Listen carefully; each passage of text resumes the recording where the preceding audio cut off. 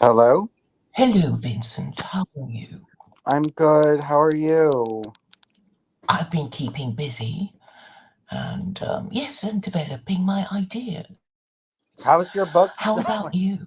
How's your book selling? Oh gosh, I've actually forgotten about it. I mean, I guess I don't even know how to check, or I sort of look at it from time to time, but I don't really understand what it's saying to me. So, but I can't imagine that it's selling that well because people don't really want to read books. Right. No, they Have don't you want have to. you by any chance? Well, I mean, I have to. I can't really fault people because I don't read books either these days. So I don't know. I mean, the thing is, I get people who say, "Oh, I've spotted all these typographical errors," and said, "Fine, let me know what they are." And but what about the arguments? It's like, yeah, yeah, I'll let you know the arguments, and I don't hear from them again. But they're quite happy to say, "Oh, you've got a comma out of place here and a full stop out of place there," but never about the arguments. But then, Yeah. I know we live in a post-truth society and nobody cares about truth, logic, and morality. So I don't know. What can you do, eh? Yeah. I saw Edward Martin wants me to go to jail. He told me that, and I saw that he commented that on your video. Oh, he thinks all my web pages should be closed down, and for crimes that aren't even a crime. Just for anything that he deems to be anti-Semitic, because our repeated exchanges was, well, tell me what I've said, Edward, that is arguably anti-Semitic, and he can never do that. All he can do is post a whole bunch of screenshots of your stuff. Actually, it's guilt by association. I'm having to suffer for your stuff, which I post, which means I agree with it apparently. And I Yeah. get I get the blame for other people's thumbnails, you know. And he sort of gets it that it's not mine, but still I'm in some way responsible for it. Yeah. Well, this pyramidology. Remember pyramidology? Vaguely it's something to do with Masons, yes? Yes, well, the Masons were involved, but it's just sprung into this bigger thing of we talked about British Israelism and the 10 tribes, and the British people think they're the 10 lost tribes, which is ridiculous. And most people don't follow it anymore, but it was definitely a Masonic plot to rule the world with the Jews. The Jews wanted nothing to do with it because they don't want to rule the world with anyone, you know. Can you maybe give us a recap, because I've forgotten what pyramidology. Can you pyramidology? Is it? Did I say it correct? Pyramidology is just the belief that the shape and geometry of the pyramid can predict, tells the story of the Bible in the future, like Moses. It predicts Moses and Jesus and the end of the world and all this other kind of stuff. And Masons believe in it. I think that there's some pyramid pic, imagery in. Yes, well, they at least believe in no, many of them believed in it. Many Freemasons believed in it, and it was a craze in Freemasonry. I suppose they want to go all the way back to the pharaohs, right? Because the story of Moses coming out of Egypt. So I guess the older it is, the more mysterious and authoritative it is. Is that the reason? One more time, say that. What about it being authoritative?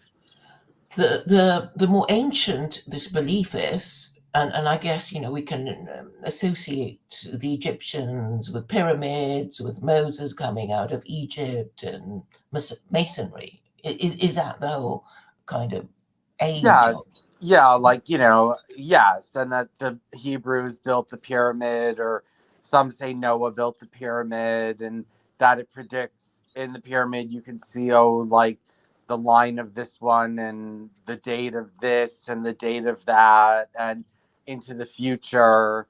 And it's just ridiculous nonsense that sprung. Newton is the father of it. He created pyramidology because Newton created the sacred cubit. So Newton just came out of his ass with something. He was a Noahide, or was into the Noahide laws, and he just created this sacred cubit to say this was the standard measurement used to build the ark and the pyramid. And he said, well, if you use this sacred cubit and you measure out the pyramid, you could predict the future. And he predicted the apocalypse and all this other kind of stuff from the pyramid. So pyramidology came from Newton. Now, my question is, it went from Newton and then it kind of seemed to disappear for a while, and it sprung up in 1859 with John Taylor, who published a book on it, and then it got revived.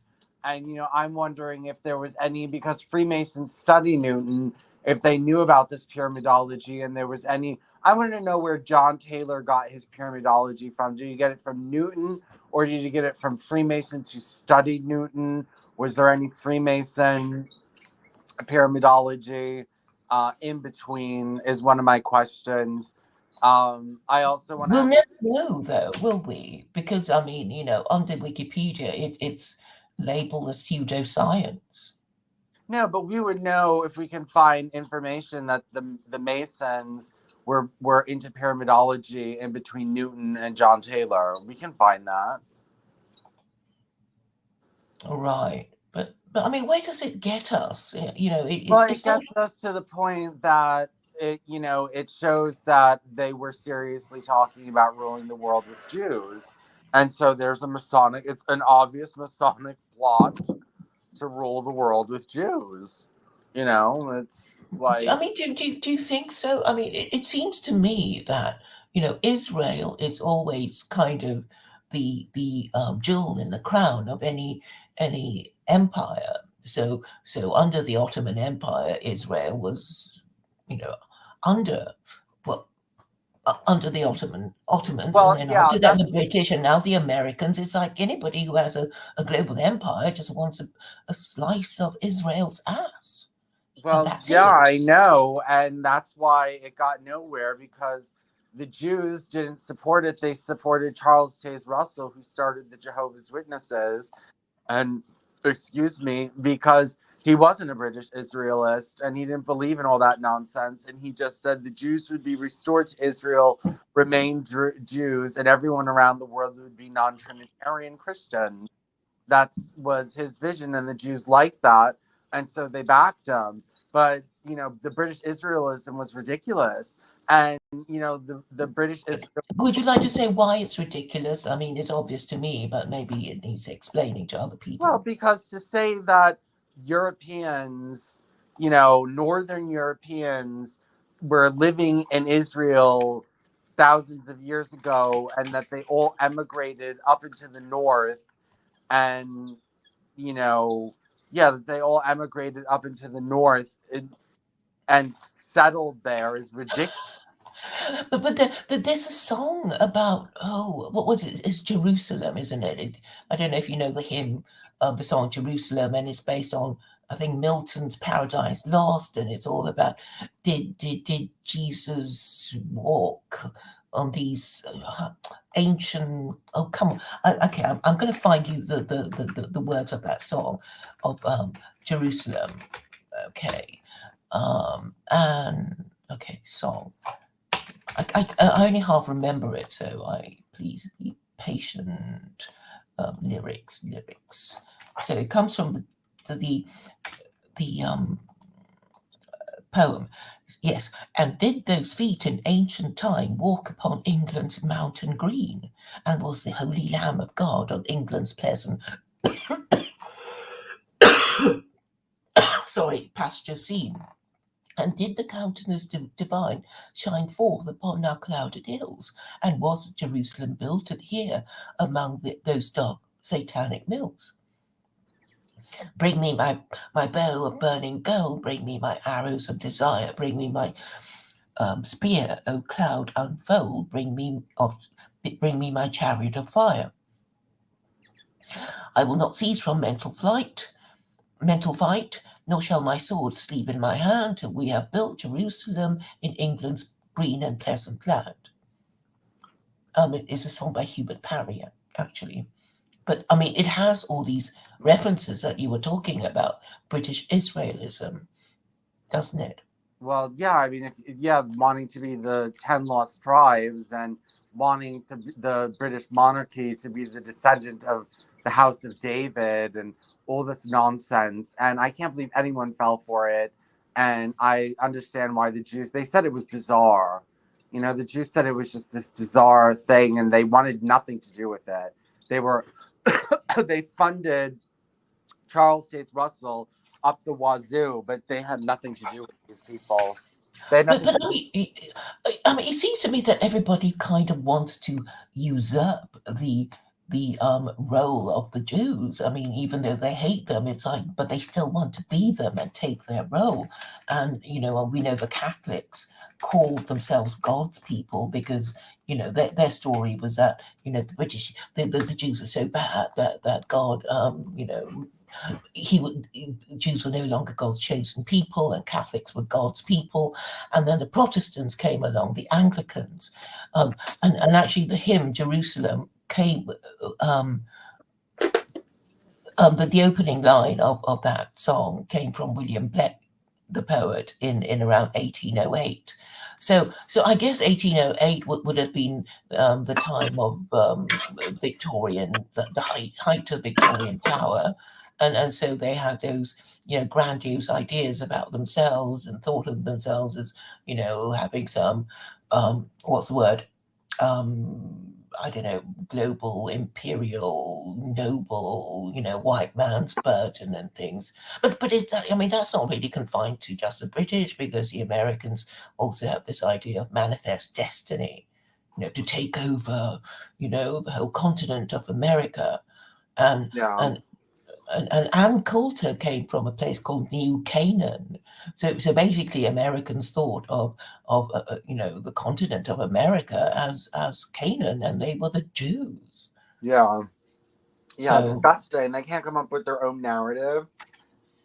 well, because they can't, because the Jewish narrative is so powerful, and I guess it's so powerful because the Jews have the most powerful God, the one that created the universe. So because nobody can think of a more powerful God than the Abrahamic God, they're just going to say, oh, but you Jews, because there are not that many Jews don't have empire. They can kick them around and say, oh, we're going to take your God from you, and oh yeah, we're going to take your scripture and say our interpretation of your scripture is more correct than your own interpretation, and we're going to superimpose our our idea of who the Messiah is, even though you don't agree with us, and that's basically what Gentiles have been doing. It's kind of been saying, okay, I mean, there's only one Abrahamic God anyway. I mean, because that's the whole point of it. I mean, logically speaking, if the most powerful being that created the universe was the Abrahamic God, then all the competing religions, the Abrahamic religions, are just saying, but our way to the Abrahamic God is better than all the others, and that's basically the essence of their rivalry. And oh yeah, and yeah, Muslims do the same thing too. It's like, oh Jews, oh Christians, you're you're not it. We're the people, because we've got the final revelation of God to mankind. So we're the ones now. And they also say Jews no longer have that role, and it's over to the Muslims now. Well, God, I hope not, because these these Judeo-Freemason intrigues are a lot more intellectual. And I'd rather be sitting here, investigating intellectual terrorists than real terrorists. Like, Muslim intrigue is like boom, boom, lay a bomb. Like, it's not like this, like, I mean, it is sophisticated a little bit in that, they're converting people and, they don't have much to offer outside of religion, really. But surely that's enough. I mean, if the idea is that, if you have the right religion, then you'll be the most powerful empire in the world. And for a while, Christians thought that their religion was the most powerful because they're the ones with the three global empires. But look at them now.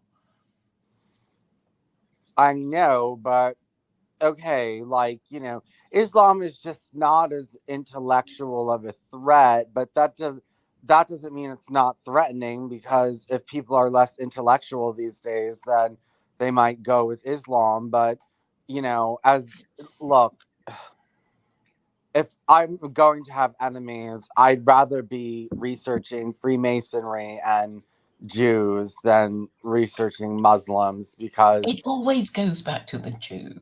but I know, but Muslim stuff is just not as intellectual. You Like, haven't read the Quran. I've read parts. I've read enough of it to know that it's garbage, but also just like anything, Muslim is always religious stuff, and like, not that it. Look, Muslims are not involved in these really intricate intrigues, and they infiltrate governments as Muslims. They don't like do it in all these crypto weird ways like Jews and Freemasons do.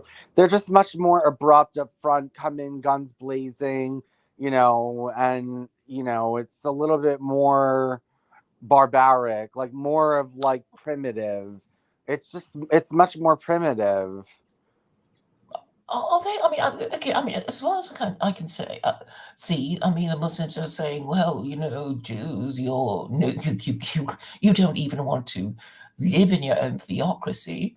So there's Oh, no well, point. no, you can't say that anymore, because they're having a holy war over in Israel over that, because half the population wants a theocracy, and they're trying. I don't know if they have, or if they're trying to make it that the Supreme Court cannot overrule the rabbinical courts. Yeah, And because they're tired of the liberal Supreme Court. I know, so don't say that they don't want to live in their own theocracy, because they're trying to do that right now in Israel, and they're succeeding.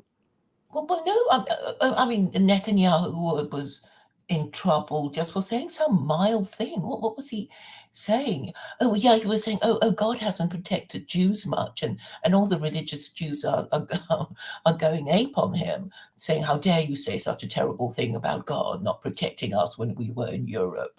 We hate you now. And it doesn't sound like them being that much more intelligent than the Gentile who is, really Well, they're going looking crazy for now. religion. So if Israel starts moving to the right as it is right now, and unless this thing is repealed, and if they're openly calling for theocracy, and it's like the main political establishment that's calling for theocracy, so we already know that they do want to live under their own kind of government, or at least half of them do. And also, I don't think that leftism is going to make a comeback in Israel. I would predict that Israel would only become more right wing as time went by. So that thing, if this goes well, Muslims can't shame Jews anymore about not living in a theocracy, because Muslims don't uphold all their laws. So they don't want to live under their laws either. So they have no right to go pointing the fingers at people. Well, but I mean, at least Muslims can say that the only theocracies that you've heard of, and the Vatican doesn't count, is and they're all Muslim, and the rest is all I know, rubbish but anyway. well, that might change. That's about to change, or it has changed. It has changed. If the secular court can't overrule the rabbinical court, then it has changed. But these rabbis, I mean, I bet that there's a lot of rivalry between them, and I think if okay, if Okay, I it were doesn't matter if you're appointed by the state. You're the rabbi whose a word chief rabbi. counts. Yeah, but Yeah. basically, okay, I follow what they say quite closely. So the really religious Jews said the chief rabbis are a creation of the Gentile the Gentile Imperium, because it's not even a Jewish thing. So what happened when you have Gentile empires, with Jewish populations, is basically they find a Jew who is a rabbi and say, well, we're going to appoint you chief rabbi now, and you've got to give us. You've got to collect the taxes of those Jews that now live under you, and you have to give us a minimum of this tax, and the rest, if you manage to get more than that, is yours. So that's your job. And so if you talk to religious Jews, they say, well, we don't think much of our chief rabbis because we think they're sellouts who are, only doing the work of the Gentile colonial administrator to extract taxes from them. Well, So I mean, look, the point that I always made is that if there's a government in charge, look, if there's a king in charge, he has the right to appoint a rabbi as the head rabbi of whatever he wants, or unless it has something to do. Well, a king can impose the law, the Noahide laws, at least, without a Sanhedrin. He can impose that without a Sanhedrin, so he can appoint a chief rabbi.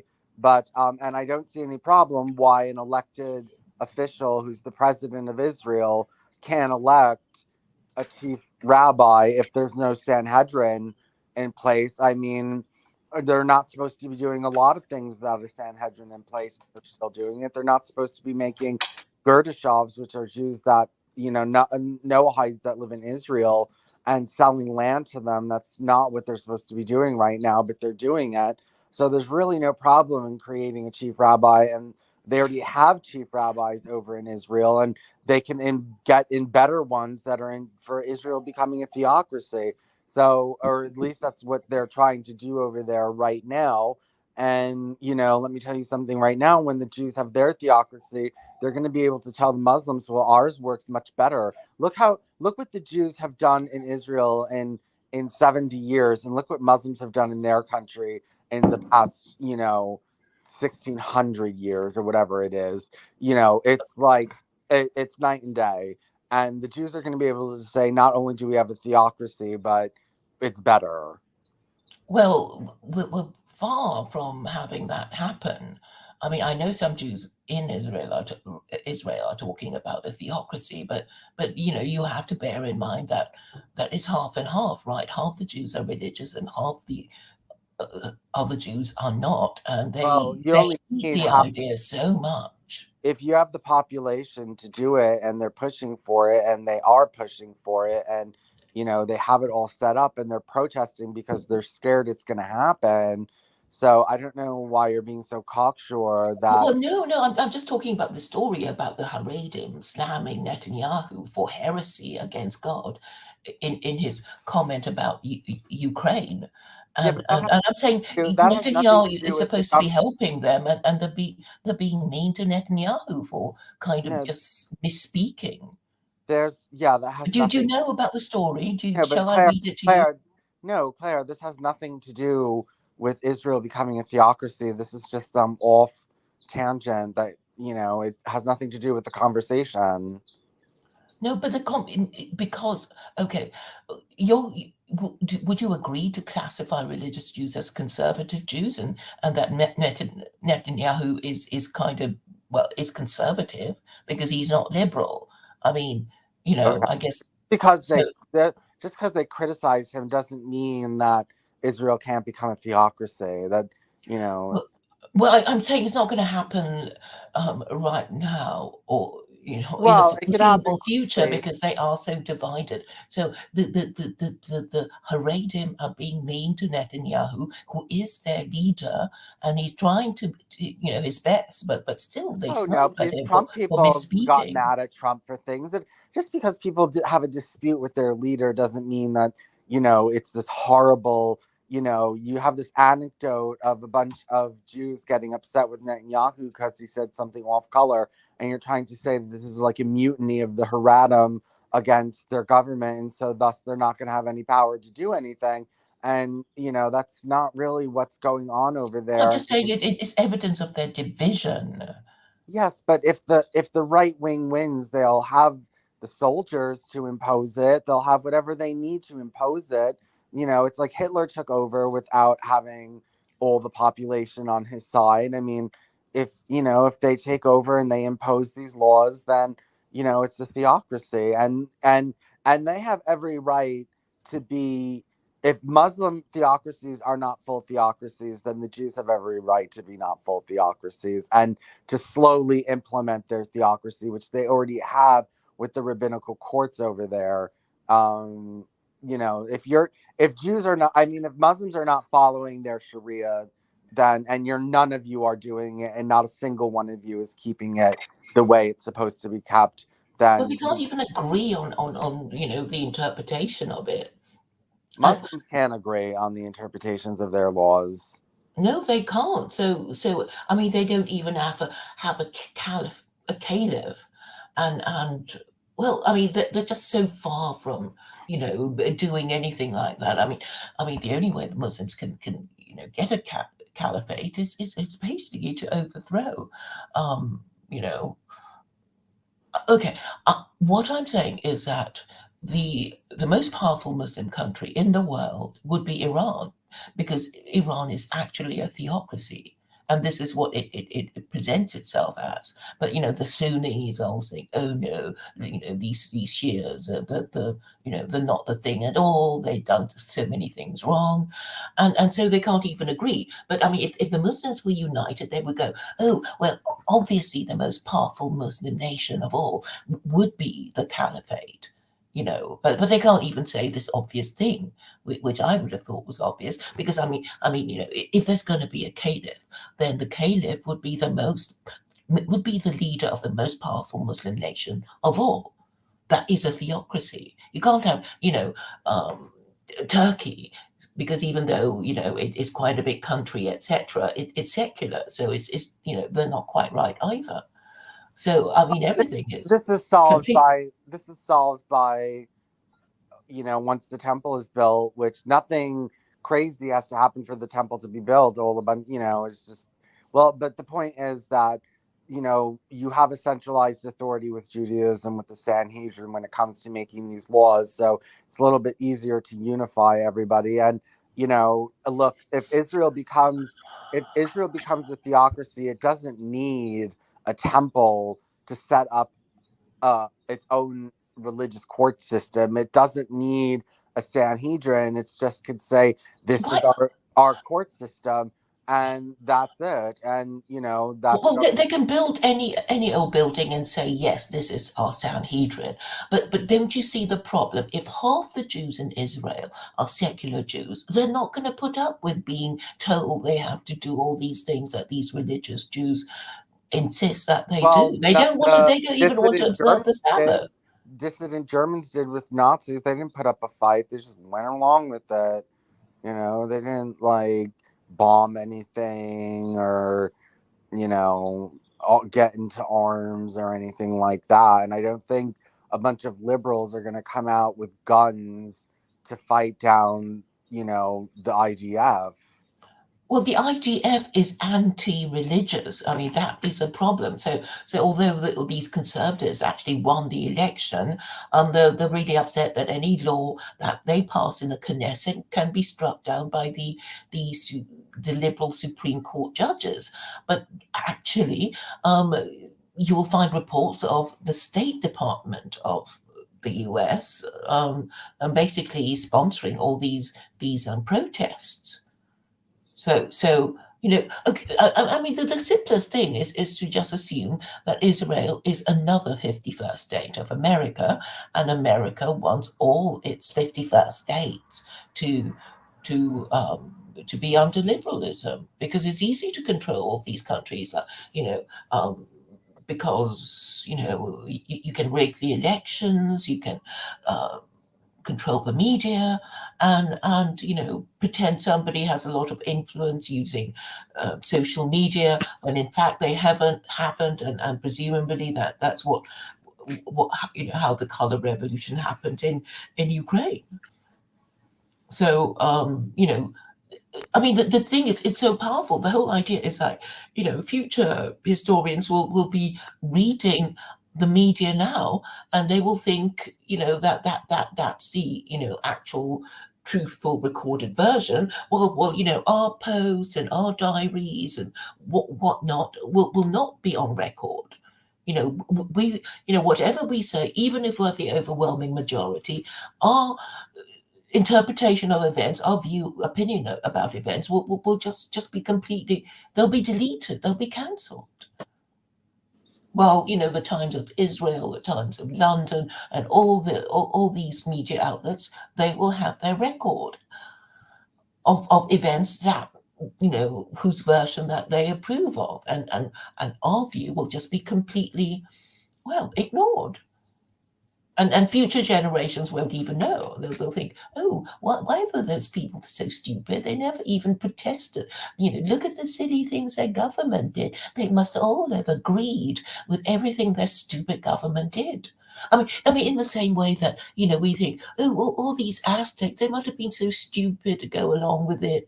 But I'm sure there must have been a few dissident, Aztec priests who said, well, maybe we shouldn't sacrifice all these people. It's not very popular, and maybe we don't need to.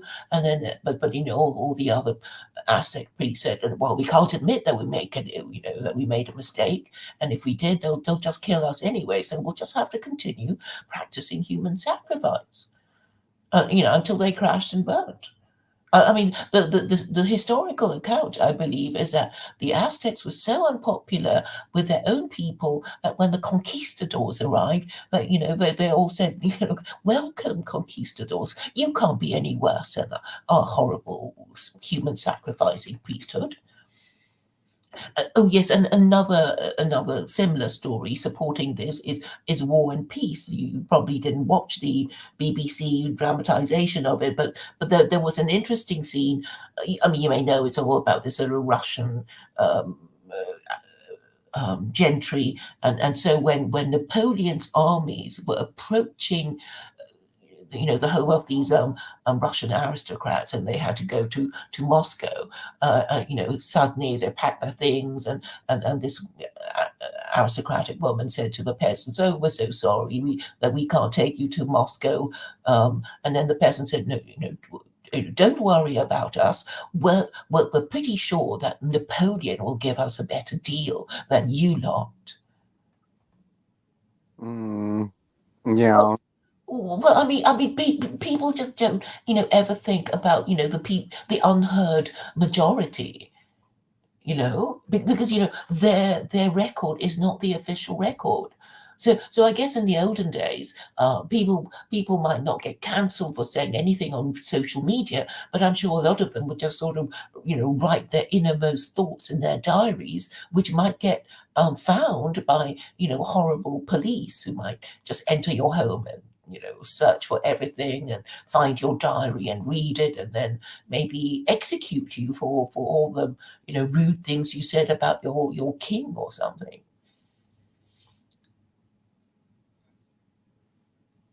It's just a thought. Well, I mean, look, if you think this can happen everywhere, then it can happen in Israel with 50% of the population behind it.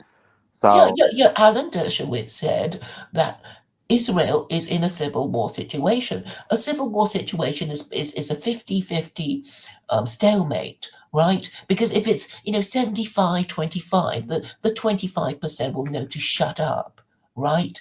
But if it's 50-50, you almost feel honor bound to fight, because you think you have a 50-50 chance of winning, so you fight. But if it's 80-20, the 20% will say we better shut up, or they'll just crush us. So this is a situation in Israel. It's also the situation in America. I mean, I guess all the Trump supporters who thought the election was stolen, I mean, I guess they're not going to shut up. In fact, they practically said that it doesn't even matter if they jail Trump. We're still going to vote for him. So he's going to have a pretty cheap campaign. I mean, he could be sitting in jail for all they care. They'll still vote for him because they hate Biden so much. but he can't run for president in jail. Well, I mean, he's on bail now, isn't he? I know, but if he gets whatever convicted and goes to jail, he can't run for president. I think the conviction will I don't know, the court case is it during the election year or something? I'm not quite sure about the logistics.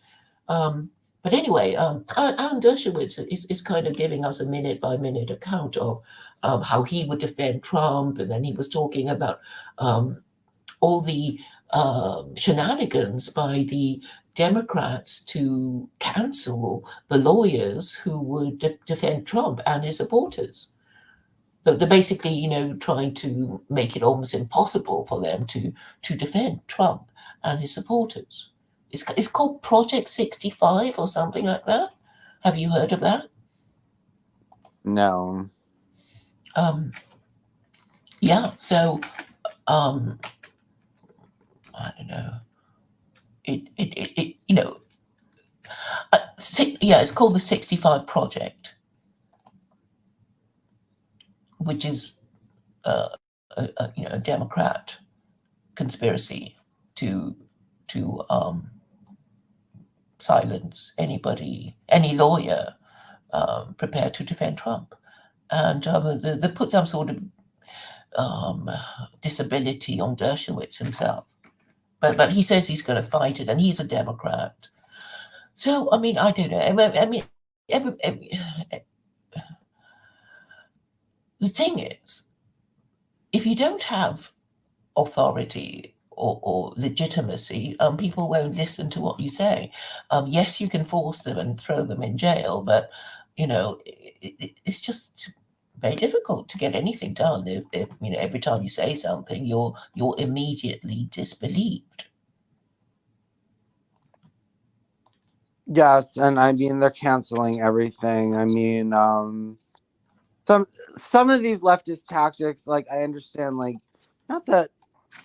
Okay, should it? Okay, let me think about something. I guess if people have a violent intent, should they be allowed to organize? Like, if people want to break the law, should they be able to organize to break the law?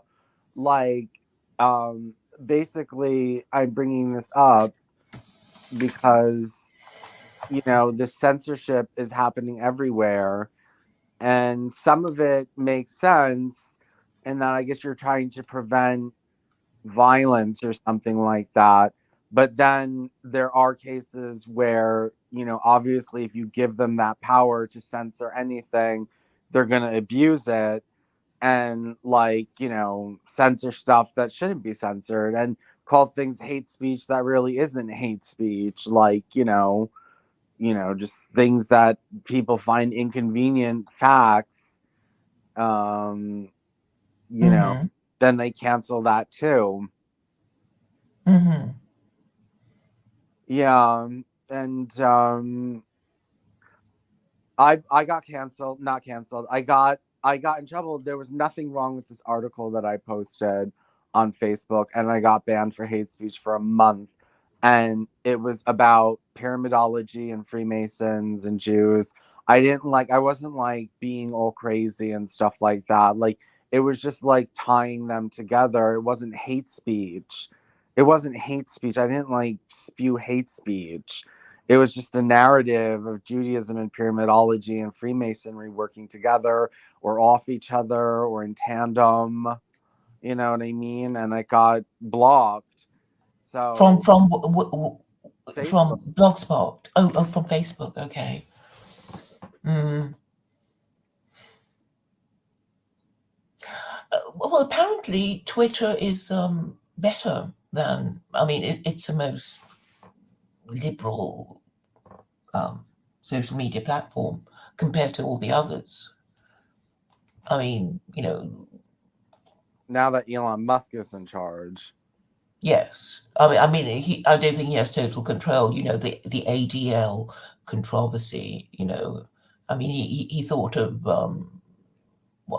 deplatforming the ADL from Twitter, and now he's gone a bit quiet about it.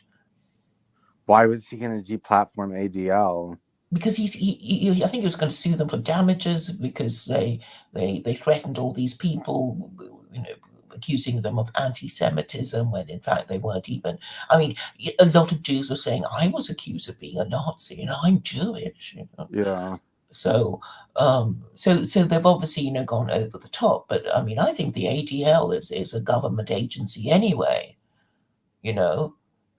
I mean, the quickest way to silence critics is to say, "Oh, you're an anti-Semite, therefore you're a Nazi, and therefore nobody should listen to you because you're a Nazi." And they say that to Jews. I mean, I know Melanie Phillips. She's complained about being called a Nazi by other Jews. And I mean the discourse is now so corrupt that it's just name calling. We might as well be in a school playground. I mean, nobody even formulates arguments or counter arguments anymore. It's like, oh, you beat me to the draw of calling, of using the word, of accusing me of being guilty of hate speech or whatever. And apparently there's no appeal. Yeah, well, I heard that Twitter is collapsing now. X is collapsing, isn't it? Why don't you hang around Twitter? Why don't you use it a bit more before it collapses? I think Yeah, it's a lot of. I need to start I doing think that. Let me make a new account and just start fresh, or I don't know. I'll see. I have to find my account. you should do spaces. Try the spaces. What spaces? It's, Oh, well, I mean, there's actually quite a lot of interesting content on spaces. So it's basically people talking. You can talk on your own, and your friends can come and join you, or you can let them talk or not. And they can bring friends. They can share your space, and okay. I'm going to say that I've met more educated people, but they're really cagey about their identity. They've mostly been to university. They're not the sort of crazy, morons and vegetables that we meet on YouTube. They have a proper job. They're professionals. But I mean, they'll call themselves silly names in order not to have their identity revealed. But I guess they just go on Twitter to vent or laugh. yeah, I hate those people. I really do. Like, that guy that when you were on with oh God, what is that? Laughing Gazelle. Gazelle. Yes, Curious Gazelle. Gazelle. Curious Gazelle sounds like a bitch. And then the doctor, very Oh, yes, the Hindu doctor. very disappointing that He's talking about writing gay porn now. he's talking So, about what? well, he said something about writing homoerotica. No, but he's a homophobe. He's just joking. And it just upsets me that there's a homophobic doctor out there. I don't want one of those pieces of shit touching me. And those Hindus are so homophobic. They're like gross. You know what I mean? I'm done with them. This Well, stupid. it seems like a lot of them are having some kind of identity crisis. Well, listen to this. This is so Hindu. This so like, how dumb do you think I am? So, I went to India and I had a friend on the internet that I met in India, and he was an Indian Hindu, and I went to his house and I took pictures with them and I put them online and everyone saw it. So then I eventually left Hinduism and I called them all homophobes. Um, just because someone's nice to you doesn't mean they're not a homophobe. Just because they invite a homosexual into their house doesn't mean that they're not a homophobe. So, this woman, tries to like get at me. You're like, oh, you're calling Hindus homophobic, and look, they let you in their house. And she, of all people, is showing me this picture. She believes that if I were a noble person, I would be celibate rather than have gay sex. So, like, how dumb do you think I am? This is coming from a homophobe, who used to pretend. Oh, she pretended she wasn't homophobic. She used to pretend she wasn't. Well, I think okay, there's something similar with these gay priests in the Anglican Church. So I know the Anglican Church actually likes, gay same-sex couples because they're cheaper than, heterosexual vicars who have a growing family and that sort of thing. So they think gay couples who are priests are cheaper to pay. And what was I going to say about that? Yeah, so actually the Anglican Church, but okay, so the Anglican Church is saying we don't agree with sodomy, but it's a kind of don't ask any questions and you won't hear anything you don't like, and then you have obviously gay same-sex couples who are priests saying, oh, we live together, but we don't have sex, but they do, and everybody can see through their lie. But Yeah. but the church says that's okay as long as you don't admit it. That's okay. We're going to pretend that you're not doing it, And there's this sort of really famous, well, not really famous, but anyway, he gets his own show on the BBC, and we know he's married to his same-sex partner, and he's been saying for years that he's celibate and he doesn't do it, but actually he does. I think there's some scandal coming out now that he did. He was revealed to do something, and I can't remember how the story came up, and I've forgotten his name. Yeah, just leave religion if you're gay. Stay away from anything that's traditional religion. Hinduism is traditional religion. Christianity, all religions are traditional religion. And, you should really try to escape religion except for, gay men should worship each other as God. You know what I mean? That's what they should do. But they're not God. Well, I think if your definition of God, we're better than your God. Okay, we're better than your God. So I don't mind. If I'm going to worship your God, I might as well worship a man. yeah, but he's not perfect. Your God is horrible. I don't want to worship your God. He's disgusting. It's only the Abrahamic God that created everything. I mean, it's not. I don't believe that, though. You used to, though. I used to. And you said, well, I mean, okay, all these religions are about making people heterosexual, making them marry, and making them stay together for the sake of the children. And maybe that needs to be done for your civilization not to decline. No, well, I'm saying no. We got to make the baby chambers. We got to get the artificial wombs, and we got to start making these babies ourselves and now populate. You gay men need to straight people. I mean, unfortunately, we have to get rid of women. It's just not that I hate women, but I mean, if there's women, there's going to be heterosexuality, and that's just too evil to permit. But I think it is necessary to do that, because if you give people too much of a chance to think about it, they'll think, well, maybe I don't want to have children. Maybe I don't want to be stuck with the same partner for the rest of my life. If you think about it more, you might think, well, I don't want to marry, and I don't. Well, but if we have the baby pods, we don't have to marry, and But it's not just a marrying; it's a parenting. Well, I know. Well, I think that is a commitment. I mean, it takes a few parents. minutes only to have sex. Yeah, I know, but who's going? Why? If the baby comes out of a chamber, it's still gonna have parents. I mean, that doesn't mean you're not gonna. But parents that won't be committed to it. Why? They've paid the money to have the baby born. Why would they not be committed? Well, if you're a gay couple, then it's like, well, obviously it can't be both of your genes. Yes, it can. Now it can with science. It can be. Really? Yes, two men can. And yes, let me look it up.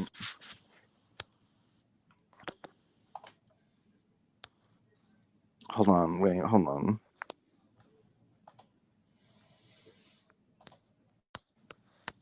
But I think it it is the ability to sustain a long-term relationship. It depends to some degree on well, love and the support of the families of the two people, Yeah, right? we would The have. grandparents and stuff. Your marriages are horrible and fall apart as soon as there's any kind of uh You just abolish no fault divorce and you shame people if oh they're my thinking of god. getting divorced. I mean that was how it was done. You just shame them, and then and Yes, obviously if okay, you here it forbid. is. Two men and a baby, how gay men can have a child through reciprocal IVF. Yes, two gay men can have a baby through a process called reciprocal IVF. This involves one man providing sperm to fertilize the other man's egg, which are then implanted into the womb of a surrogate. The surrogate carries the baby to term and gives birth. Both men will be the child's legal parents. Wait, I don't. Two gay men can have a baby through a process called reciprocal IVF. This involves one man providing sperm to fertilize the other man's egg. How does a man have an egg? I think well, it sounds very inconvenient. No, it sounds very scientific and easy, or than. Hold on.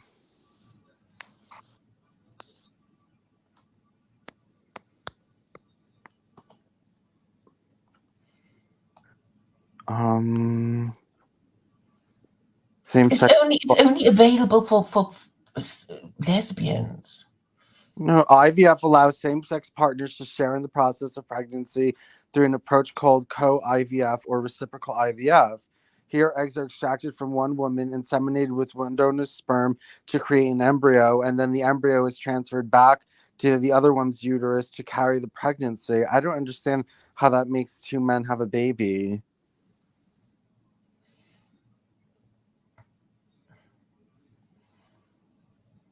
Well, I think unmarried parents should just be treated as sex offenders to stop this sort of nonsense. Nobody wants that, Claire. They want artificial wombs. They don't want, Islamic repression. Well, it's either do that and hang on to your civilization, or do the other thing and be taken over. Yeah, well, we're gonna look. I mean, if they follow it my way, they have to become, yeah, you have to become like violent oppressors of traditionalism. You have to, yeah, you have to wipe out Islam. You have to wipe out all these backward people. I mean, if you're gonna, yes, make the world a paradise, but that means getting rid of all the crocodiles and the monkeys and the hyenas, and to make the savannah safe for the grass eating animals. You have to do it, and that's just that. And so do it and use technology and use science and use advanced things. While these people are out trying to get women pregnant, have be manufacturing 250,000 baby incubators, and like start popping them out at really really fast rates, and just outdo them with science. Become unnatural. Follow the unnatural way. Let them do it the hard old way, and let them pay for it. There's going to be competition, so we better win. Hmm. Well, you have a steep hill to climb. You have a steep hill to climb. My hill to climb is not as steep as yours. Well, people still understand the process of marriage and sexual reproduction. Yeah, but And nobody it's just so follows. much easier for heterosexual people to have sex than, what you just described, which you don't even understand, this reciprocal IVF Well, thing. Claire, no, but Claire, the I forgot what I was going to say. Oh, nobody is following the rules of marriage. Yeah, but you just change the laws. You have a revolution. Yeah, how are you going You to change the change law? the moral Nobody, system. who's going? What Congress is going to pass this? Well, after the revolution, everything is possible. So you put it in the minds of Americans. They have been cursed by God, because every time I listen to Americans, they're going, "Oh no, what are we going to do? Our government is so terrible, and they're making our children change Claire, sex." you can't even sell your books. Why would people join the secular Quranist revolution? Well, all I need is for this chance on a mainstream media outlet, and also maybe I don't have to do it all myself, because there are all these sort of people who are worried. I think perhaps it will be the immigrants who do it after all, because they feel a sense of shame. It's like, oh my God, what have we done? Will the stupid rats clambering on board a sinking ship? How stupid is that? We better make sure that departure from our country, works. We're not just going to come all this way to, assimilate into globo homo. They might think like that. Well, I guess, most Westerners are like, yeah, we don't care. We're just going to die, and sooner the better. Because I guess most people don't really have any survival instincts. But it's the immigrants who think, well, we've crossed oceans and continents, and we're not just going to sink and assimilate and forget about our purpose.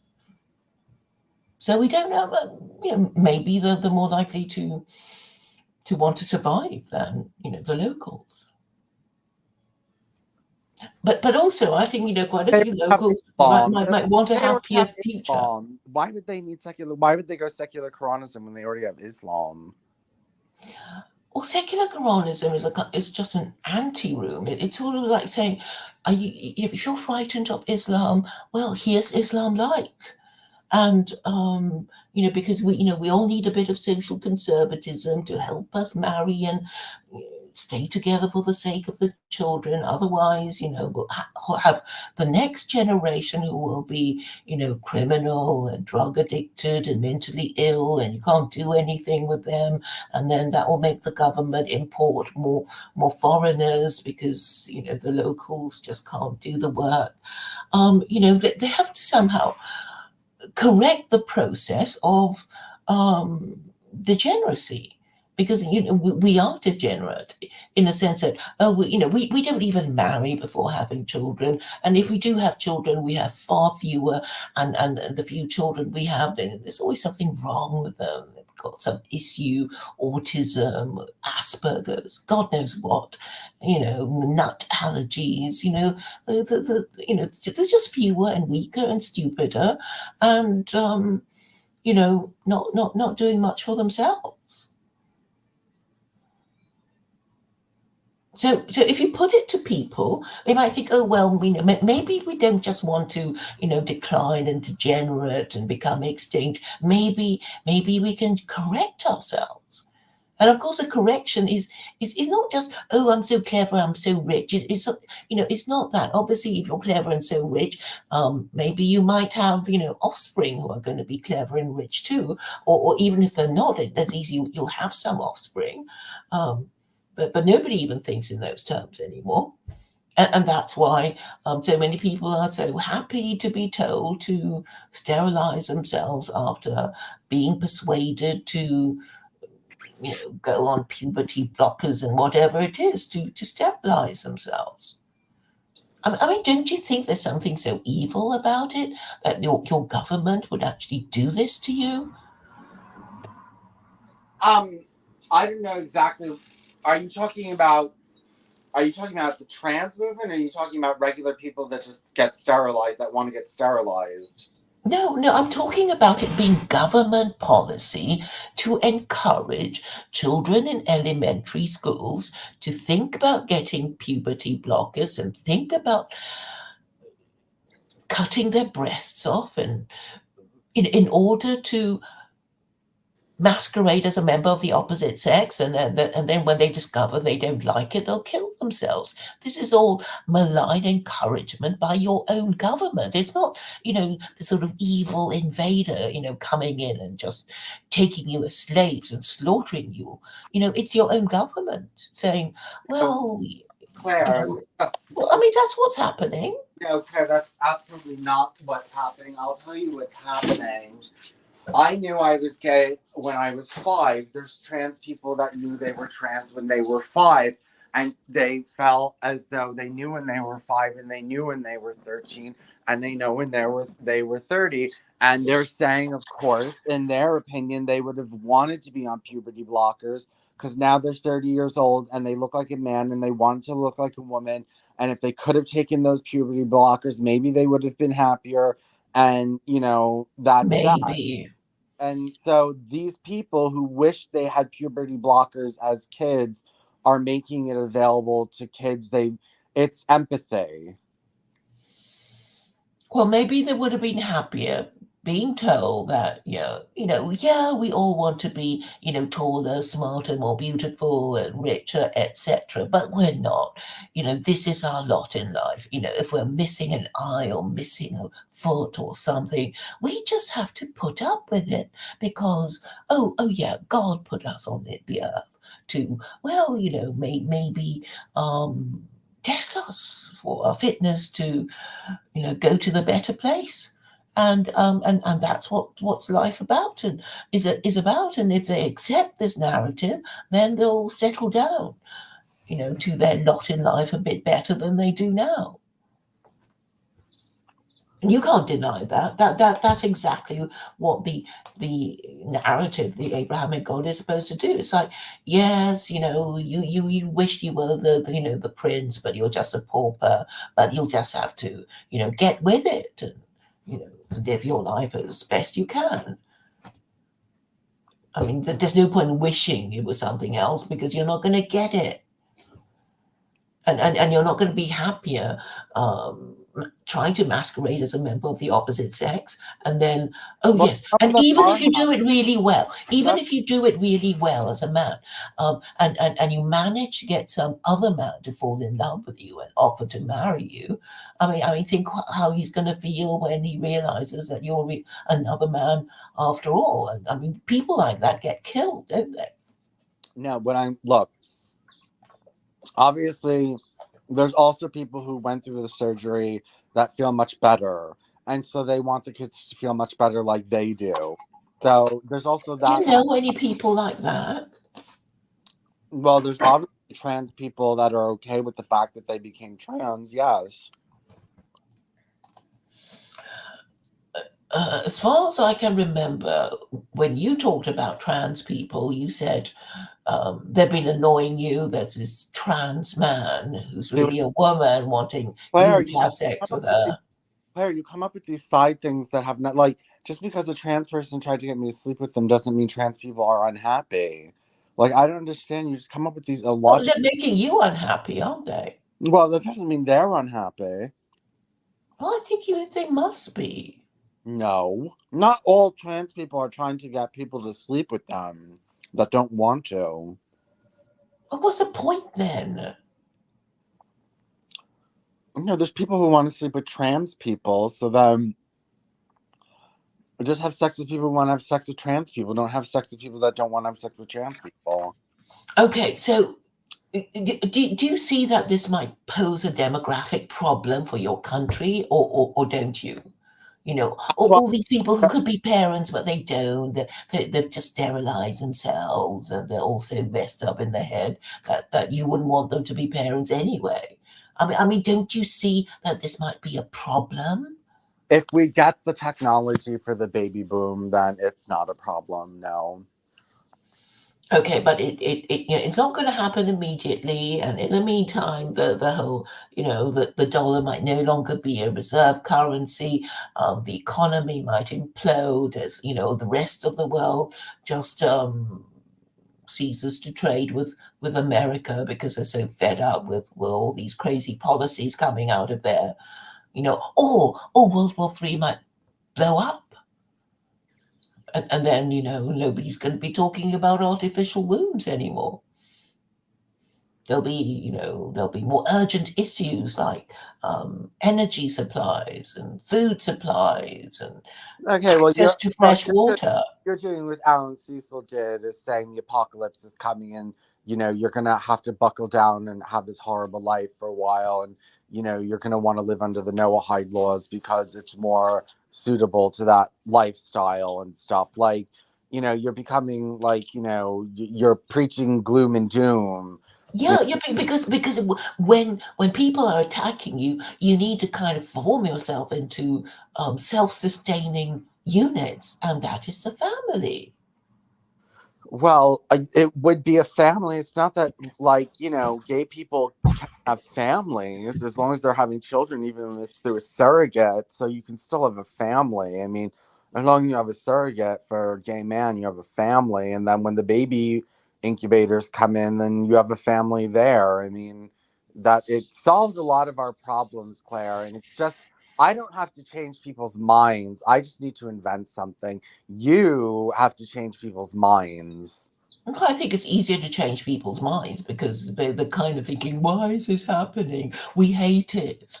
What can we do? No, but half the population likes Globo Homo, so it's not like everybody is like that.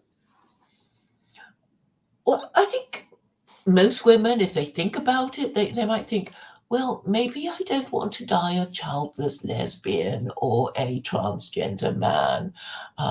Maybe I would like to be a married mother with I know, but nobody's lovely stopping her. children in a lovely home. Nobody's stopping her from doing that. Go do that then. Because they can't stand it because the men are so degenerate and they're not Yeah, I interested in know, being because fathers. this is why heterosexuals can't live in freedom, because you give them freedom and they degenerate. Only the homosexual male can live in freedom and not become like swine and like unproductive. You're just unable to.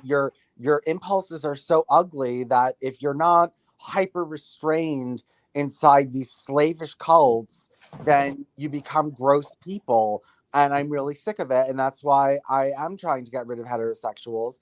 And the big baby incubator is basically how I'm going to do it. And also, just making radical homosexualists, which I don't have to make that many of them, but you know. But you've already said most gay people aren't interested in having babies. Well, I And don't know. if they were, they'd just go straight. No, they wouldn't go straight if there was a baby incubator. So, I can even change minds with baby incubator. I mean, if two gay men can say, well, we can just get a baby incubator and have babies, then I think there would be a lot more babies in the gay community. Yeah, but you don't even know a single couple with a baby. I mean, these are just fantasies in your head. Well, something has to be done, because we're not going back to your way, and I'm not letting your way. I'd rather all humans die than you get your way. Well, it's still going to happen because most people will think, oh dear, we've just had a war. How are we going to replenish ourselves? They're not going We to haven't say, had a oh, war. oh, Not a artificial war. wombs. We're at the No, height they're of going to say, technology. man, woman, marry and have children. That's what they're going to do. Look, Claire, right now they're growing organs right now. They can grow hearts and they can grow stuff like that. They're starting to grow organs. What's going to stop them from growing a uterus? World War III, I guess. Yeah, Claire, I mean, yeah, and then everyone's going to become secular Quranist. Like, first of all, just because, we've had 2 world wars and science, progressed, it didn't slow down. And I would think if there's World War III and we want to replenish the population, baby incubators would be better Well, I than. think polygamy under a four wives max rule would be more likely to happen. Well, that would be hard to enforce on a liberal population, and even the conservatives don't want adultery laws. Conservative Christians that are like in the Bible Belt don't want adultery laws. Yeah, they just want all the features of a liberal society, but then still think they're going to heaven. Entirely discounting the fact that, well, if God exists, he would be punishing the people who disobey him. I mean, why don't they just consider the possibility since they're supposed to believe in him? I mean, it's just so annoying. All these people, it's like, but you're supposed to believe, and therefore you know, you should be using this kind of reasoning to correct yourself. But the even the people who claim to believe in God don't think like that. It's like, all the bad things that are happening to us, it's nothing to do with God. It's just, well, things happening. And even Jews and Muslims say that. It's like, but you're supposed to think that suffering is punishment for sin, aren't you? That's the whole narrative of the Abrahamic God. So they're not even Yeah, I believing know. And correctly in what they say they believe in. the gay narrative is to get rid of suffering through science and through logic and through rational and through reason and through your own hands, and to actually, yeah, search for knowledge to alleviate suffering. And if you can't do it for yourself, then do it for the next generation. But But you won't have a next generation if you're all gay. Why if we can't have you? yeah, if we use science, and we have plenty of time. World War III is like, we're not going to be living like in dire poverty that we can't do any science in the United States at anytime soon. Our civilization is not totally collapsing anytime soon. So I have lots of time to use this incubator.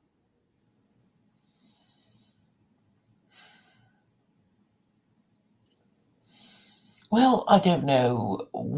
Okay, do you have a time scale of when this artificial womb thing is going to No, be in? I don't have time scale, but I mean, I have to promote it more. But there's people who have tried it, so there's scientific interest in it.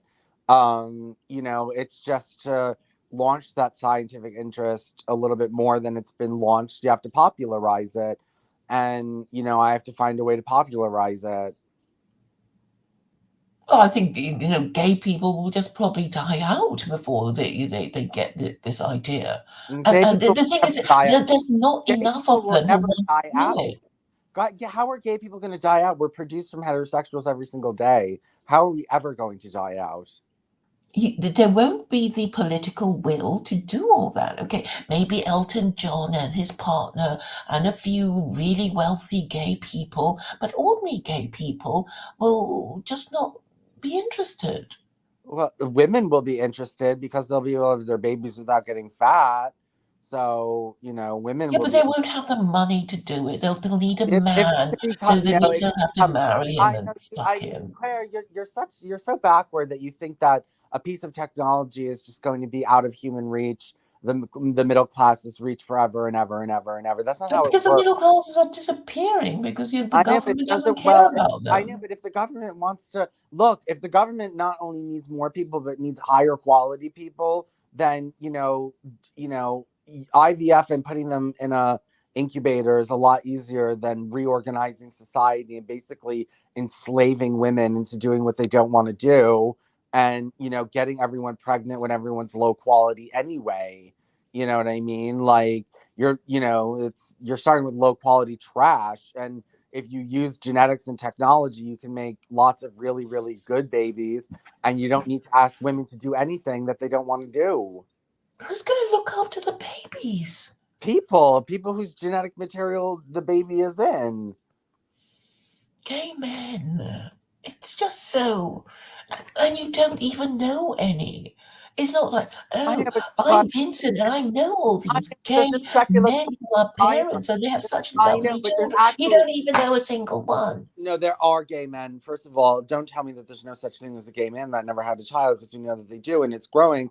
And but there's not. There's more gay men who have kids than there are secular Quranists. And yes, as soon as there were a piece of technology, not just gay men but women would also use it. Women would use incubators if they could. It would become popular with women. They wouldn't have to go through the stress and the burden, and their body wouldn't Have get. you even asked any women, would you like to use an Well, artificial actually, womb? I was on blood space debates, and we did talk about that. And the men said no, and the women said yes. So Oh, yeah, that's interesting. Why did the men say no? because they said, "Oh, a woman wants to experience her attachment with their child. But we know women. That's right. They enjoy their pregnancy. I They know like patting their bum when yeah, and I know, feel the but baby women, kick up inside rich them. women get surrogates because they don't want to get fat. I know that happens in Hollywood a lot.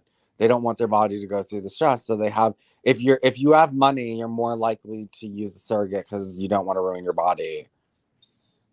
No, what they do is they have the baby anyway, and then they exercise and go on their diets No, and go well, to I know, their but they don't want gym to and do or that. whatever. Option. Their fitness My trainer. thing is about giving people options. My thing is about like giving people more options and more science and more technology. And yours is taking shit away from them. You're looking to take a lot away from a lot of people. No, I'm going to give them a happy family or family life Oh, and, please. and hope for the future. Family lives are not happy. There's really very few happy families, or the family life is not happy. The idea that all that if you just force people to not be able to leave their marriages, that we're all going to have happy marriages, is fucked up and idiotic.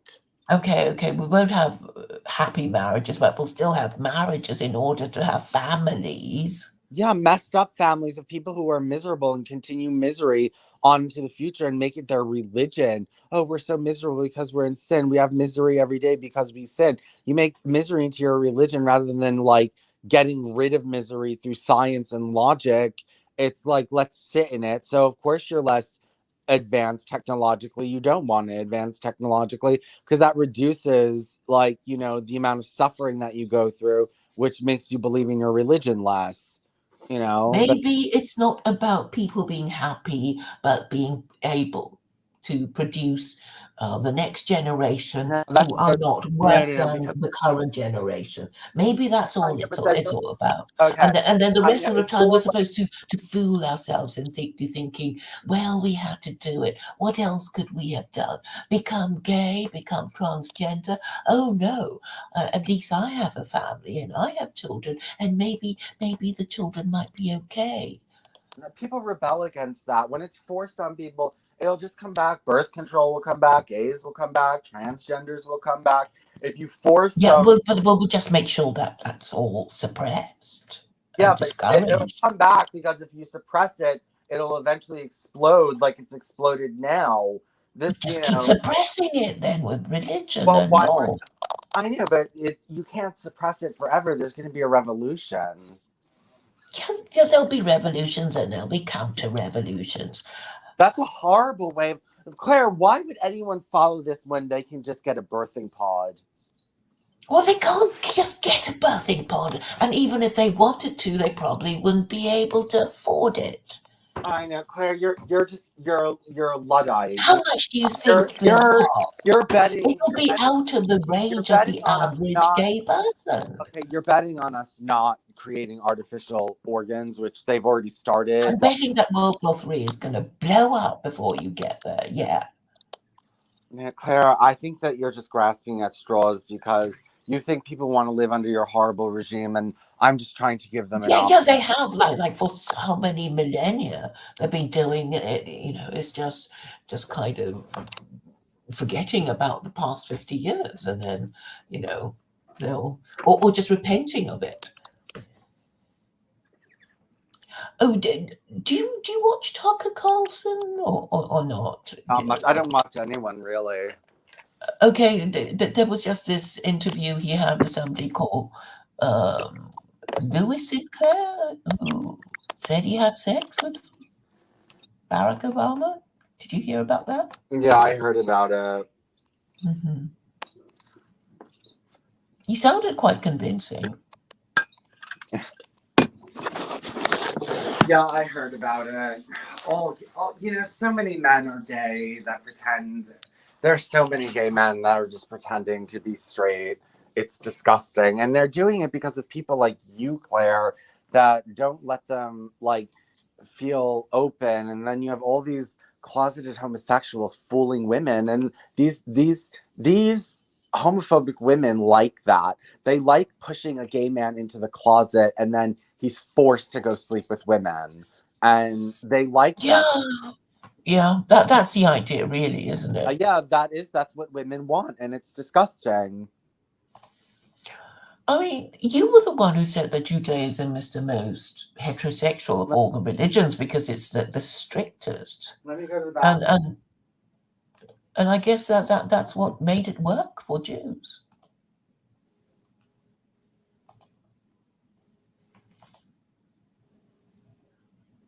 I mean, what's wrong with a bit of repression?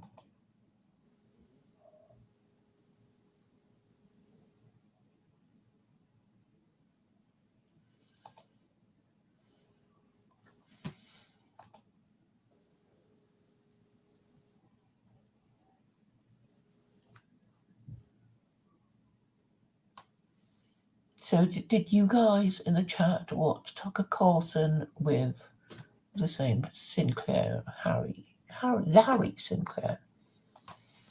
Yeah, the heterosexual world is sick. I mean, how sick do you have to be a homophobic woman? Why would you want to sleep with a gay man? Why?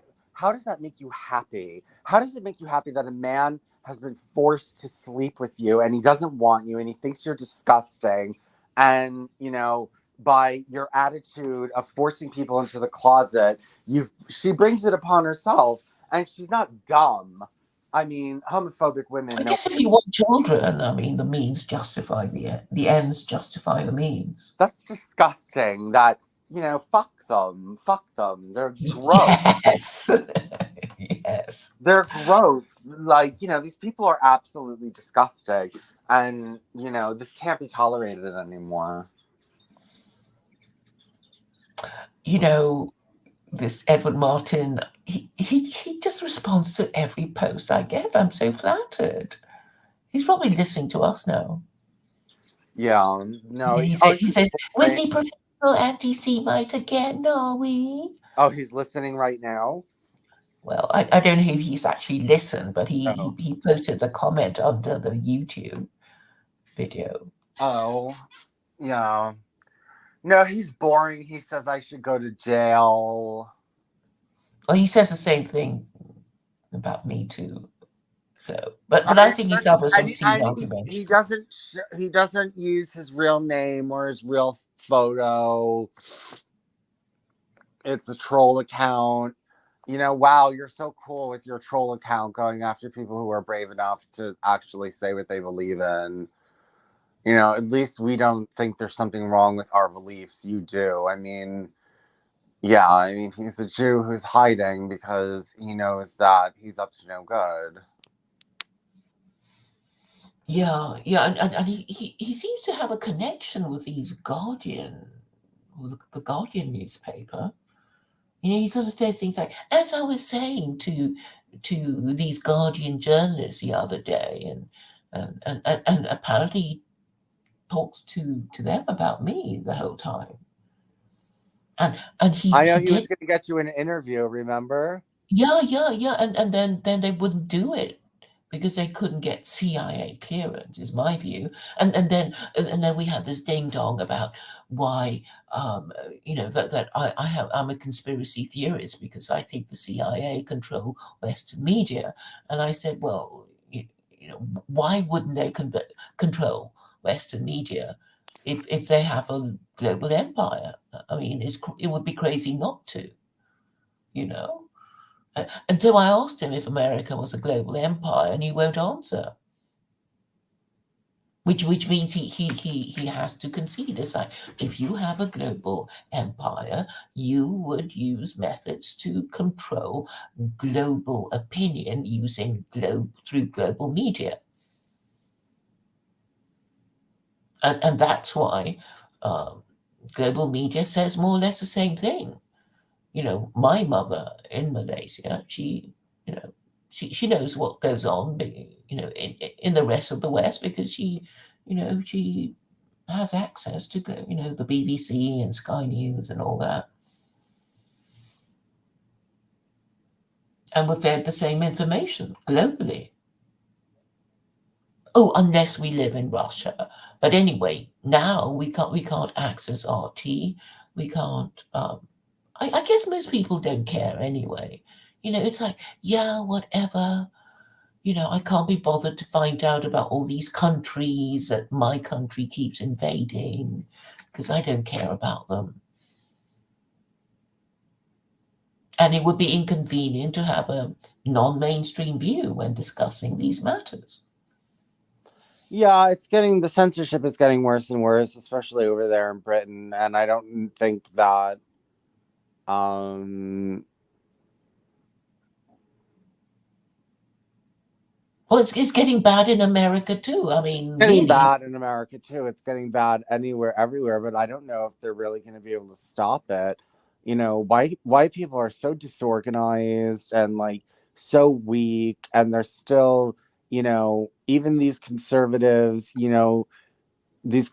Christians, they're not like they're anti-Muslim, but not in that really, really like militant war way where they're really gonna do it and really get rid of them. And um Yeah, they can't even organize themselves. And no. that, I think, is to do with the birth rate. Because, as I was trying to explain to people, um, if the average age of the West, of any Western nation, is 40, um, you won't get a 40-year-old. Yes, he's reasonably healthy and whatever, but it's like, oh, my job, my family, my wife, if they have one.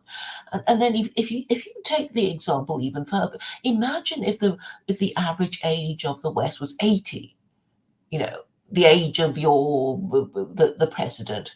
It's like you can do anything that you like to them, and they won't fight back because they're too old and decrepit to think of having a revolution.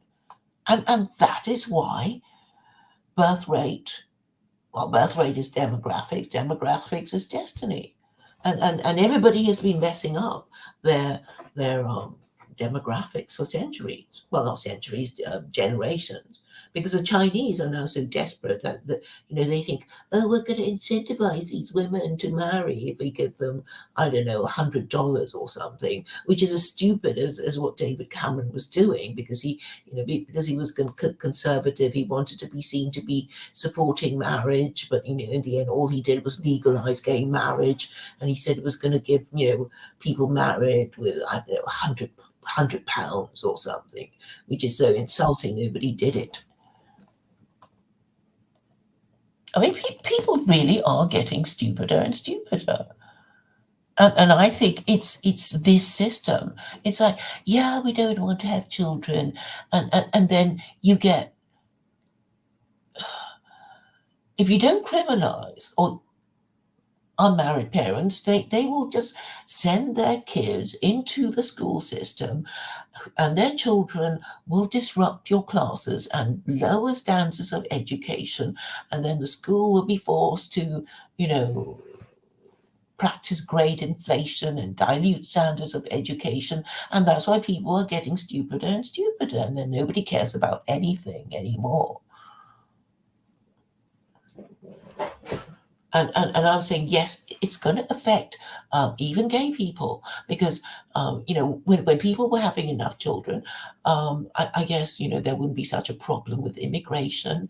Um, oh, I don't know. I think you know what I'm trying to say. Yeah, I mean, well, but this is because people have a choice, and people are Yeah, not. yeah, I'm saying people have a choice. It's like, no, they don't want to have children every time they have sex. Yes, we can understand that. I mean, I guess that's why they had Molech in Canaan.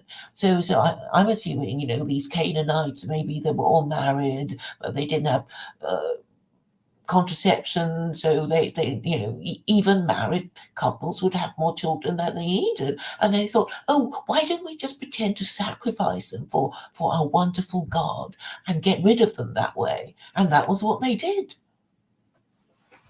And, Yeah, and maybe they did it so much that their birth rate declined. While the Jews just going through Canaan, they didn't do that. They kept having children through marriage, and then they took over all of Canaan. Maybe that's what happened.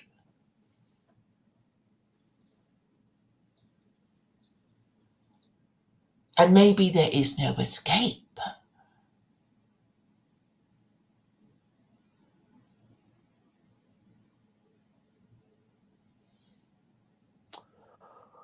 um, a liberal order can be established as soon as liberals realize that they have to be militant. I mean, you cannot be passive. You cannot be indirect in certain ways. I mean, maybe there needs to be subterfuge and you need to lie and spy and all that kind of stuff, but you can't be like, okay, let's all give up our guns. No, you have to be like, let's create national like fighting units, and let's like, attack whatever homophobia Yeah, and I understand what you're saying. Is this organizational thing that you're talking about? Why we don't, we need a leader and everybody needs to take orders from the leader and obey his orders, and and it's like people can't even do that because they won't even agree that they need a leader. Or they'll say, "Oh, we're all equal," and of course, you've heard of this expression: "Too many chiefs and not enough Indians." You have more people who want to give orders and want to follow orders. So that won't work. I mean, basically, society more or less needs to be run on the basis of the military. With somebody at the top giving orders and people at the bottom passing them on and following the orders. Because if you don't, then nobody will do anything. And even if they form the idea of why don't we do this thing, nothing will get done. It'll just be an idea that will never be implemented. So we need all these structures to organize ourselves. And if most people don't grow up in families, they won't get the idea of hierarchy. I mean, they kind of get it like, oh, mum, can I do this? And if mum says no, the kid or the reasonably bright child will try it on with dad. Maybe dad will say yes. So that is how children understand the operation of hierarchy. And we need to understand it because, I think a lot of people instinctively want to know their place in society without maybe even consciously wanting to know it. Don't you think? I mean, we sort of think, oh, am I upper class or middle class? Am I the best in class or the worst in class or just average? That people want to know where they stand. And I think you might as well, let them know or give them a fair way of finding out, where they stand. Yeah, but they might not want to stand in this horrible pyramid that you're creating, Claire. I don't The think what. pyramid is necessary for action to be taken. Uh, okay, Claire, do you really think that you could get up on stage and give a speech about all this and that the whole audience is going to be persuaded to this? Do you seriously think that a modern audience is going to go for this? Well, actually, I wouldn't mind being given the opportunity, and I wouldn't care if they didn't like it. And I wouldn't mind if they asked me all sorts of questions in the hope of undermining this basic theory. That is what I would like very much. But did I tell you? Okay, in London there's this keep talking group, and it's like, yeah, keep talking. How about letting me give a talk? And it's like, oh no, we're not having you because you might upset us, our audiences or something. And I went to one of their meetings the other day. It's like it's really boring. It's another conspiracy theory, and it was just everybody agreeing with each other. I think it would be fun to shake them up. But yeah, you get all these. Okay, so basically, you get all these in the dissident right. You get all these little echo chambers, and they're afraid of talking to each other because the whole basis of getting them to talk to each other is like you're arranging a boxing match, right? You're this boxing promoter, and you have to find opponents for all these ambitious boxers to fight, and you give you give it publicity, you give people a good show, and then then somebody gets to be, I don't know, welterweight, bantamweight, heavyweight, medium weight, and then you have all these different titles, and you have to unify the titles, and that is how it's supposed to be done. But nobody actually wants a fight with anyone because they've all turned into old women. And they can't bear the thought of taking a punch or something, or being upset, or having their feelings hurt, or hearing something that might upset them. I mean, that's a crazy bit. And so I think we're just suffering from dementia. It's that motor neuron disease. It's like, yeah, we have all these wonderful ideas, but nobody's ever going to carry it out because our groups are not big enough. And if we try to expand our group, somebody will, for really petty reasons, not cooperate. Will say, "Oh, I won't talk to you anymore because I don't agree with you." Did I tell you that Carol is no longer a secular Quranist? Yes, you told me. So so she doesn't get it that at this stage it doesn't matter if Muslims don't agree on the interpretation, because we already know they don't. They have all these branches of jurisprudence, and it's a really complicated diagram, and there are already 4 schools of Sharia. So it's like, it doesn't matter. You just have to agree the principle, and you don't argue. And it's like, yeah, I'm going to have a particular interpretation because, well, I'm basically saying that my interpretation is better than theirs. And if they're going to argue with me about it, I'm happy to argue with them. But of course, they're not going to argue with me because they don't want to be shown up, and they don't want to give me the oxygen of publicity. But basically, I've said, well, the Quran, neither the Quran or the Bible forbid slavery and prostitution, and she can't take that. It's like, oh, but actually, Carol, slavery was what made America great. Don't you know that? I mean, it's so obvious. I don't even know why people are going to deny it. I mean, can you see my point about slavery making America great? I mean, it's not even the black slaves. Well, no, I mean, no, I think that it gave America a lot of power and a lot of money, but it gave future America, horrible problems, and just left the children in just a dump disaster, social disaster. It was the worst thing America ever did. And no, I don't believe that it was. I think it made America weak from the inside. Well, I mean, okay, you wouldn't have been able to get all those Europeans across the Atlantic if it hadn't been for all these contracts of indentured servitude. So all these Irish people, obviously they didn't have the money, they didn't have the savings to pay for the Atlantic crossing. They basically sold themselves into indentured servitude. It's like, yeah, if you get us across the Atlantic, we agree to work for you for X number of years, and then we can, go and seek our fortune. That's how they got across, and indentured servitude is slavery, isn't it? But Yeah. but you can't even accept that. Well, well, I guess, white slaves didn't complain about it years later, only, No, but the thing is, it's like, if you use that argument, if white people use that argument, then they can get out of paying reparations, right? Because then white people can say to black people, "Oh, but you weren't the only one enslaved. We were enslaved too."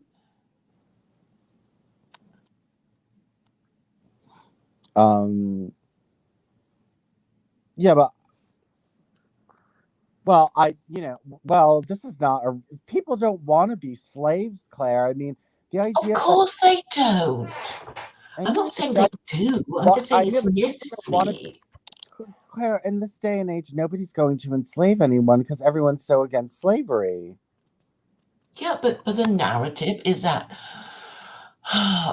neither the British nor the Americans should have banned slavery because God never forbade it. And that, nobody can find a verse in the Quran or the Torah saying slavery is bad. I mean, all sorts of other things are banned very clearly, but not slavery. And anyway, it keeps popping up. There's the unofficial forms of slavery, basically. So there are two kinds of slavery. That's the kind of slavery where, your conquerors come and take you away and sell you as slaves, or you sell yourself into slavery because you want something and you're prepared to uh, dedicate your labor for X number of years to the person that will give you the thing you want, your Atlantic crossing or whatever it is. It's still a bargain that people want to make, that poor people want to make.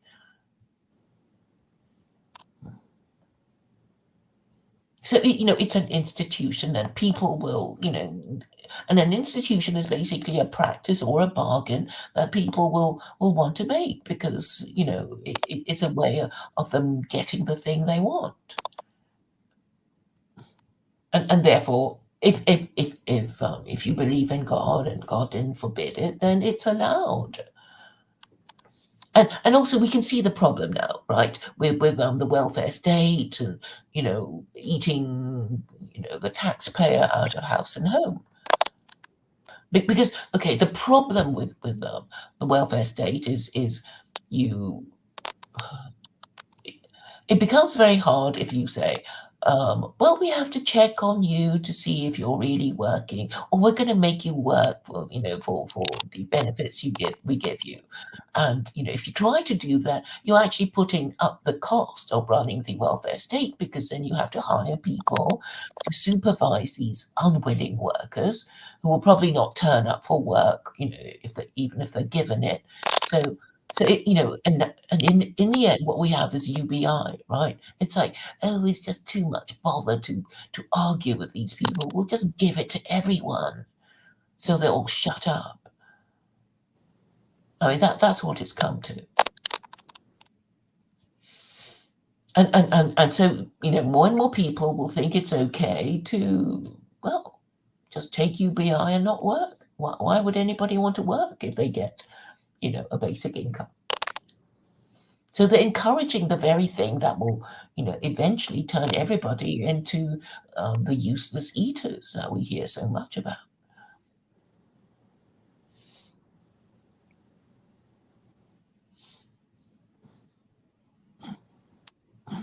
Well, I don't know. I mean, how are things, where you are? Well, I mean, UBI was part of the last election cycle with what was his name? The Chinese one that was Andrew Yang. And it was disgusting to see all these young right-wing men. And, yeah, please. And their whole remember their slogan was like, get the bag, go for the bag. Like, and they were serious about this, and they were literally ready to just vote for this guy for $1,000 a month, and that was their big, that was their big political move. Yeah. And they were so grateful that he mentioned them as a group, right? Why? What did he say? Well, he talked about them as sort of, I don't know, what did he say? He actually mentioned them as a group, and the express. I know Richard Spencer went kind of crazy about him and saying, "Oh, I just love to write his speeches. He's so wonderful," and I knew that because they were never even mentioned by mainstream politicians, and the fact that Andrew Yang mentioned them as a group, and I'm trying to find out what he actually said.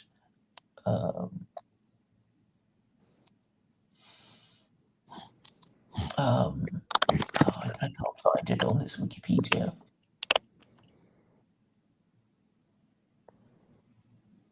But I guess he just mentioned, dissident right or something like that, or disadvantaged white people, something like that. And because he mentioned them as a group, he acknowledged their existence, and that was so, I don't know, overwhelming for them or something. Yeah, they're really pathetic. They're really pathetic, and they're never going to stop being pathetic, and there's no hope for them. Yeah, but they're getting worse and worse. I know. And I'm saying that is the problem. They're getting worse and worse because more and more people. Yeah, he mentioned, he called them alt-right community or something, and that was, you know, what worked for them.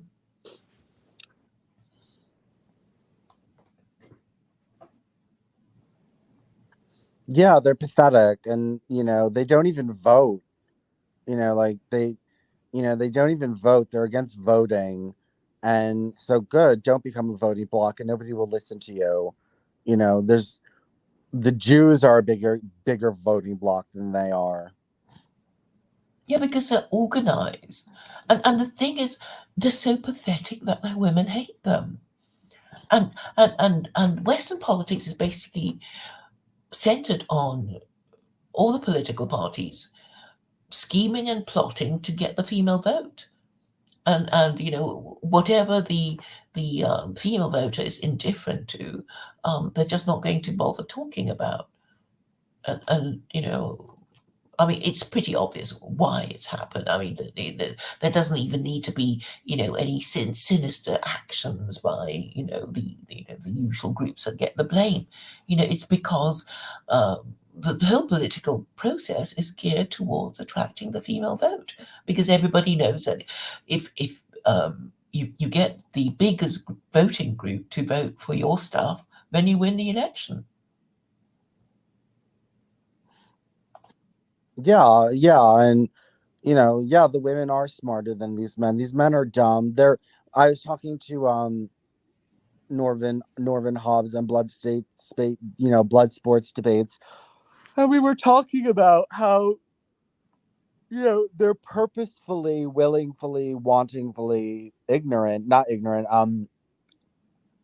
stupid. They want to be stupid. Like, they want to seem stupid. They want to act stupid. They want to talk stupid. And, being stupid is like part of the culture. Yeah. And if you're not stupid, you're not one of the gang. Oh God, it's so pathetic. Yeah, I mean, they're horrible. They're just absolutely horrible. And they're never going to get anywhere. And I'm not afraid of them coming to power. And I think they're a laughing stock. I think they're a joke. But I mean, don't you think this will just encourage your enemies? It's like, well, you know, they're not going to fight, so we can keep going and taking them over because they're just never going to be. They'll just never organize themselves. Right. No, they're horrible, and they'll never get anywhere, and they'll never have any power, and they'll never make a difference. And they're all scaredy cats, and they all hide their faces, and they don't organize. They never go into physical meetings. Everything's online. They don't have physical marches. They don't have physical military drills. They don't have physical on the street activism with signs and protest signs and banners and all that kind of stuff. They don't have any of that. Yeah. And you know, I mean, the whole thing is that everything is being geared towards the um, the female whose average age is 40. That, I think, is what is happening, either consciously or subconsciously. So if you know, obviously, if the average age is 40, then most people are 40, right? And if the female is more powerful, then you gear your policies towards attracting this female voter.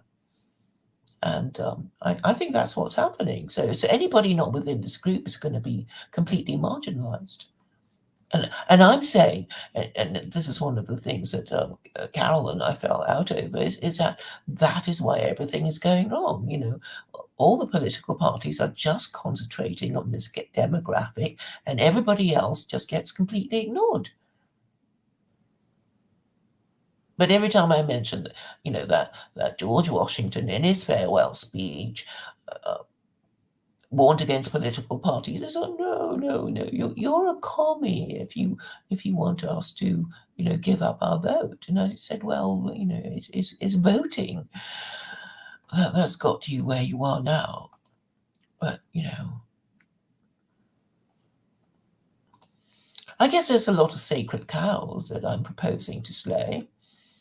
And yeah, I guess, you know, people still kind of worship at its shrine, even though the other half of their mind tells them that it's failed, it no longer works. Oh yeah, recently I read this verse in well, actually, I was looking up the phrase double-minded, and then I discovered it's actually in the New Testament, and then this whole, you know, description of what it means to be double-minded. Do you know of it? No, but Claire, I have to go. My husband just got home, so I gotta go. All right, it's been fun talking. Yes. Take care and speak to you again. Bye. Bye.